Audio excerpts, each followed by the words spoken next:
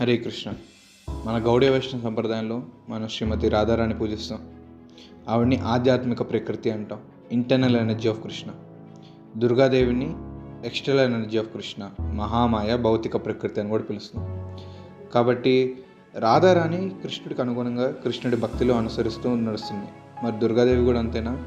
సృష్టి స్థితి ప్రళయ సాధన శక్తి రేఖ ఛాయే వయస్య భువనాన్ని విభర్తి దుర్గా ఇచ్చానురూపమప్యస్య చ చేష్టతేస గోవిందమాది పురుషం తమహం భజామి. గోవిందుడికి ఇష్టానుమేరంగా నడుచుకుంటుంది. గోవిందుడి ఛాయ షాడోలాగా ఆవిడ ఉంటుంది. ఎక్స్టర్నల్ ఎనర్జీ ఆఫ్ కృష్ణ, కృష్ణుడు చెప్పిన విధంగా ఆవిడ ఈ భౌతిక జగత్తును నడిపిస్తుంది.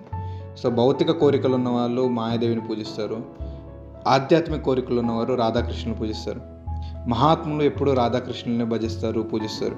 కాబట్టి మన మహాత్ములు అడుగు జాడల్లో నడుచుకొని మనం రాధాకృష్ణుని పూజించి ఆవిడ శరణాగతిని పొందాలి. హరే కృష్ణ.